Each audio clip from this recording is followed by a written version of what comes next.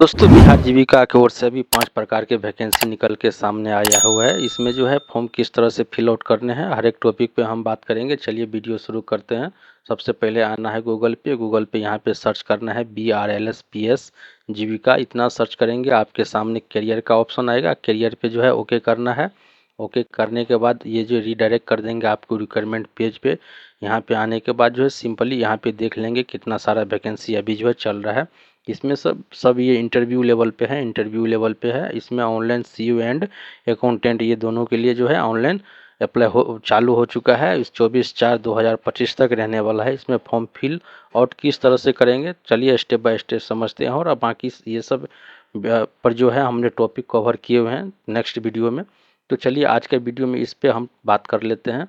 तो यहाँ पे सिंपली आप ओके करेंगे तो आपके सामने इस तरह से इंटरफेस खुल के आएगा। दोस्तों वीडियो में आगे बढ़ने से पहले आप लोग से छोटा सा रिक्वेस्ट है, प्लीज़ आप लोग चैनल पर नए आए हैं तो लाइक और सब्सक्राइब दोस्त को साथ शेयर करें ताकि आप लोग को नोटिफिकेशन मिलते रहे। तो यहाँ पे सिंपली आने के बाद क्लिक है टू अप्लाई पे ओके कीजिए। आप अगर रजिस्ट्रेशन कर लिए हैं तो सिंपली आप यहाँ पे एप्लीकेंट ID या पासवर्ड डाल के जो है लॉगिन यहाँ पे कर लीजिए। अगर नहीं किए हैं तो यहाँ पे टिक आउट कीजिए। टिक आउट करने के बाद साइन अप यूजर पे ओके कीजिए।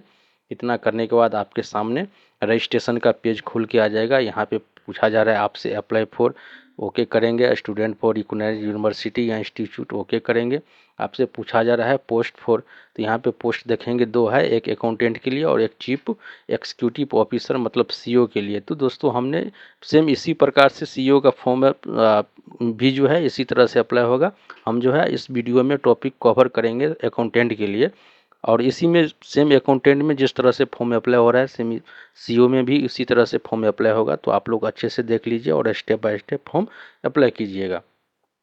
तो चलिए हम यहाँ पे अकाउंटेंट ओके कर दिए। उसके बाद डिस्ट्रिक्ट यहाँ से पूछा जा रहा है। आपका जो डिस्ट्रिक्ट है इसका एडवर्टाइज जो है डाउनलोड करके जो है अच्छे से रीड कर लीजिएगा। आपके ज़िला में कितना सीट बन रहा है नहीं बन रहा है अपने ज़िले के हिसाब से फॉर्म को जो है फिल आउट कीजिएगा। सिंपली ओके करेंगे आपके सामने सारा जिला का नाम जो है खुल के आ जाएगा। आपका जो जिला है टिक आउट कर लीजिए। टिक आउट करने के बाद नीचे आएंगे, पूछा जा रहा है जेंडर मेल या फीमेल जो भी हैं आप टिक लगा देंगे। उसके बाद जो है आपसे कैटेगरी पूछा जा रहा है SC ST OBC जनरल जो भी हैं आप सिंपली यहाँ से चूज कर लेंगे, ओके कर लेंगे। उसके बाद जो है आधार नंबर पूछा जा रहा है, आप यहाँ पे आधार नंबर डालिए। उसके बाद आपसे ईमेल ID पूछा जा रहा है, जो ईमेल पे आपको OTP मिलेगा आप ईमेल ID यहाँ पे डालिए। उसके बाद मोबाइल नंबर पूछा जा रहा है, आप मोबाइल नंबर यहाँ पे डालिए जो कि आपके मोबाइल पे OTP जाएगा। इतना डालने के बाद सेंड OTP पे आप ओके करेंगे तो आपके मोबाइल पे और ईमेल पे दोनों पे OTP मिलेगा। ये दोनों OTP जो है आप अपना ईमेल ID का OTP डाल के और मोबाइल OTP डाल के सिंपली वेरीफाई OTP करके आगे बढ़िएगा। तो चलिए हम भी फटाफट फॉर्म को फिल आउट करके जो है वेरीफाई OTP करके आगे नेक्स्ट। जैसे ही वेरीफाई आप OTP करेंगे तो आपके सामने पासपोर्ट के लिए विकल्प खुल के सामने आ जाएगा। तो पासपोर्ट किस हिसाब से बनवाना है तो आपको एक बार हम दिखा देते हैं। जैसे कि मान के चलिए जैसे आपका नाम राहुल है तो पासवर्ड किस हिसाब से बनाना है, कैपिटल अक्षर R रहना चाहिए। उसके बाद AHUL स्मॉल में रहना चाहिए, @12345। इसी तरह से फॉर एग्जांपल के लिए हम आप लोग को बताए हैं पासपोर्ट इस हिसाब से बनाइएगा। उसके बाद दोनों में जो है पासपोर्ट आप इसमें जनरेट पासपोर्ट और इसमें कंफर्म पासपोर्ट डाल देंगे। उसके बाद सबमिट पे जो है ओके कर देंगे। आपके सामने एप्लीकेंट रजिस्ट्रेशन नंबर जो है जनरेट हो जाएगा। चलिए फटाफट हम भी जो है पासपोर्ट बना के और जो है सबमिट कर दे रहे हैं। नेक्स्ट प्रोसेस के लिए आप लोग को दिखाते हैं। आप नीचे देखते होंगे आपको registration number your applicant ID ये रजिस्ट्रेशन नंबर आपको मिल चुका है। सिंपली आपको गो टू लॉगिन पेज पे ओके करना है। जैसे ही गो टू लॉगिन पेज पे आएंगे यहाँ पे जो है अपना ID डालेंगे अभी जो जनरेट किए हैं। उसके बाद पासवर्ड डालेंगे और लॉगिन सिंपली कर लेना है। तो चलिए फटाफट हम भी जो है लॉगिन कर लेते हैं। जैसे ही आप लॉगिन करेंगे यहाँ पे आ जाएंगे अप्लाई फॉर ऑनलाइन गिवरेंस विंडो और download acknowledgement number so shortlisted status. तो ये सब का जो है विकल्प अलग अलग है, हमको करना है ऑनलाइन अप्लाई। सिंपली यहाँ पे ओके करेंगे, आप देख लेंगे यहाँ पे आप अपना ये रजिस्ट्रेशन नंबर जो मिला है, जो अभी जो फॉर्म रजिस्ट्रेशन के टाइम डाले हुए थे, जिस कैटेगरी से अप्लाई कर रहे थे मेल फीमेल सारा चीज़ आपको देखने के लिए मिलेगा। उसके बाद जो है आपको नीचे आ जाना है। नीचे जैसे ही आपसे पूछा जा रहा है फादर्स का नाम, पिताजी का नाम डालिए, डेट ऑफ बर्थ अपना जन्म तिथि यहाँ पे डालिए, यहाँ पे जो है ईयर्स और यहाँ पे मंथ और यहाँ पे डे इस हिसाब से आप डालिए। उसके बाद आइडेंटिफिकेशन मार्क पूछा जा रहा है आपसे, आपको जो शरीर में कोई पहचान चिन्ह है वो चीज़ यहाँ पे डाल दीजिए। यहाँ पे पूछा जा रहा है are you currently working with BRLSPS, क्या आप जीविका के अंतर्गत अभी काम कर रहे हैं? काम कर रहे हैं तो आप यस कीजिए, नहीं काम कर रहे हैं तो नो कीजिए। मेरे केस में जो है काम नहीं कर रहे हैं तो हम नो करेंगे। यहाँ पे यस जैसे ही करेंगे तो आपके सामने BRLSPS आईडी नंबर या ये उसका जो आईडी नंबर रहता है ये आपसे पूछा जा रहा है, आप यहाँ पे फिल आउट कर देंगे। अगर आप काम नहीं कर रहे हैं तो सिंपली यहाँ पे जो है आपको नो कर देना है। उसके बाद आप आएंगे वर्क फॉर BRLSPS, क्या आपने पिछले साल या कुछ वर्षों में आप काम किए हैं जीविका के अंतर्गत? अगर किए हैं तो यस कीजिए, अगर नहीं किए हैं तो नो करेंगे। अगर यस आप करेंगे तो ये वो खुल जाएगा। इसमें आपसे पूछा जा रहा है जो कि एम्प्लॉय आईडी नेम यहाँ पे डालने के लिए, इसमें भी सेम कंडीशन है। अगर आप किए हैं कोई पिछले साल में तो यहाँ पे जो है यस करके और यहाँ पे अपना आईडी नंबर डालेंगे। अगर नहीं किए हैं तो आप सिंपली यहाँ पे जो है नो कर देना है। उसके बाद आप नीचे आएंगे, दिव्यांग स्टेटस आपसे पूछा जा रहा है। अगर आप हैं दिव्यांग तो यस कीजिए, अगर नहीं है तो आप सिंपली यहाँ पे नो कीजिए। उसके बाद आपसे पूछा जा रहा है have you domicile of Bihar if ये BC या EW या EBC या SC ST, अगर आप इसके अंतर्गत आप बिहार से डोमिसाइल करते हैं, आप बिहार के आवासी हैं तो आप यस कीजिए, अगर नहीं तो आप सिंपली यहाँ पे नो कीजिए। उसके बाद जो है आप नीचे देखेंगे आपसे पूछा जा रहा है स्टेट, आप अपना स्टेट चूज कीजिए, स्टेट चूज कीजिए। उसके बाद जो है डिस्ट्रिक्ट आपसे पूछा जा रहा है, यहाँ पे डिस्ट्रिक्ट का नाम डालिए। यहाँ पे पूरा एड्रेस जो आपका आधार कार्ड पे है वो पूरा एड्रेस यहाँ पे डाल के जो है सेव एज ड्राफ्ट पे जो है आपको ओके करना है। उसके बाद आपके सामने एरो जैसा दिखता होगा, इस पे जो है ओके करेंगे, आप नेक्स्ट पेज पे आपको रिडायरेक्ट कर दिया जाए। उसके बाद जैसे ही आप नेक्स्ट करेंगे तो आपके सामने एजुकेशन क्वालिफिकेशन का जो विकल्प है वो खुल के सामने आ जाएगा। यहाँ पे पूछा जा रहा है, यहाँ पे देखेंगे select name of qualification, qualification तो इंटरमीडिएट इन कॉमर्स ऑटोमेटिक जो है यहाँ पे फिल आउट होके आएगा।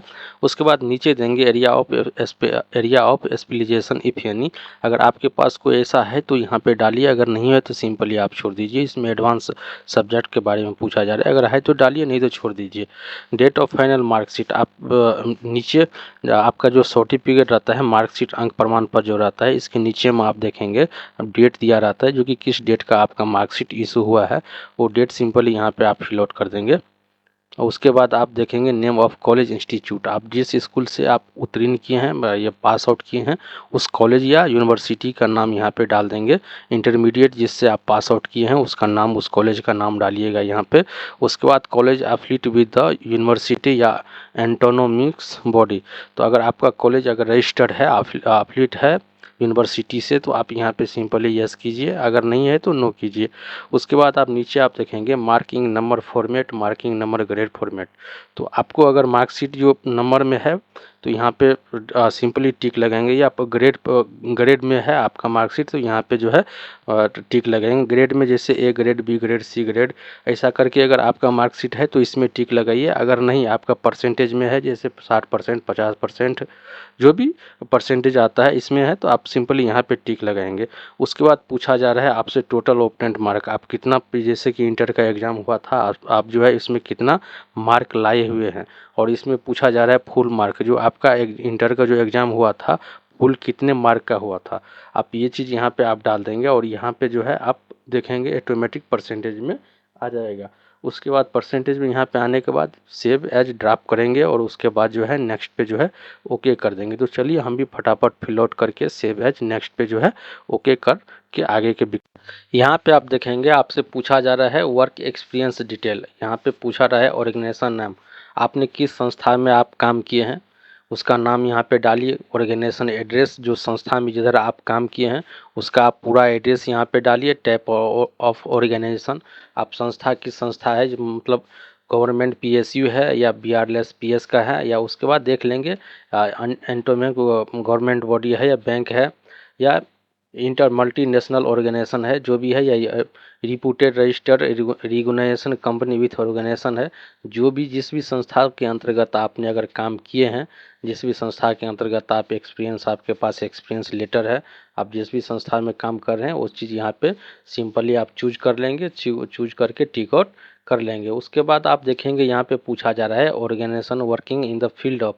आपने फील्ड में काम किए हैं और किस तरह का काम किए हैं इसमें जो है लिख के आप बता सकते हैं, जो कि हम फील्ड में इस तरह का काम किए हैं। उसके बाद सिंपली आपको आना है, कर्सर डाउन करेंगे, आप नीचे पे पूछा जा रहा है एप्लीकेंट डिटेल। यहाँ पे डिजिगेशन ऑफ नेम, मतलब आप जो काम कर रहे थे तो किस पोस्ट पे काम कर रहे थे, आपका पोस्ट का क्या नाम है, वो पोस्ट का नाम डालिए। लीव ऑफ पोस्टिंग, मतलब यहाँ पे दिया गया है सीनियर मैनेजमेंट लेवल। तो आप इसमें अदर का भी ऑप्शन है, अगर इस विकल्प में से अगर आप काम कर रहे थे तो ठीक है आप चूज कर लीजिए, अगर नहीं दूसरा विकल्प में काम कर रहे तो यहाँ पे जो है अदर कीजिए। अदर करने के बाद ये देखिए अदर पोजीशन लेवल, किस पोजीशन पे काम कर रहे थे, तो यहाँ पे अगर मान के चलिए अकाउंटेंट का नहीं है तो यहाँ पे लिख देंगे सिंपल अकाउंटेंट अदर में। उसके वर्किंग एक्सपीरियंस फ्रॉम डेट, कब से आप काम चालू किए हैं, सिंपली कैलेंडर में चुन लेंगे कब से आपका डेट काम आप चालू किए हैं। उसके बाद आप कब तक जो है यहाँ पे काम किए हैं यहाँ पे डाल देंगे, इतना साल तक हम काम किए हैं। इसमें लास्ट डेट जो है इसमें फिल आउट करेंगे, ऑटोमेटिक ईयर्स मंथ और डे कैलकुलेट होके आ जाएगा। उसके बाद पूछा जाए descriptive role of the maximum 100 word, यहाँ पे जो है आप जो है 100 शब्द में जो है अपने, यहाँ पे 100 शब्द में जो है आप अपने काम के बारे में, आपका क्या काम का अनुभव है, ऐसा कुछ जो है 100 शब्द में कम से कम यहाँ पे आप लिखिए। उसके बाद जो है अपलोड दो experience NOC certificate in PDF file only, 400 केबी से ज़्यादा नहीं रहना चाहिए आपके पास जो एक्सपीरियंस सर्टिफिकेट है वो यहाँ पे जो है चूज फाइल करके जो है अपलोड कीजिए। इतना करने के बाद save as a draft and mode पे जो है आपको ओके करना है। उसके बाद आप ये एरो पे ओके करके नेक्स्ट स्टेप पे आगे बढ़ना है। चलिए हम भी फटाफट फॉर्म फिल आउट करके नेक्स्ट स्टेप की ओर जो है आगे बढ़ते हैं। के बाद आप देखेंगे डॉक्यूमेंट डिटेल यहाँ पे पूछा जा रहा है, यहाँ पे upload your signature, upload your image.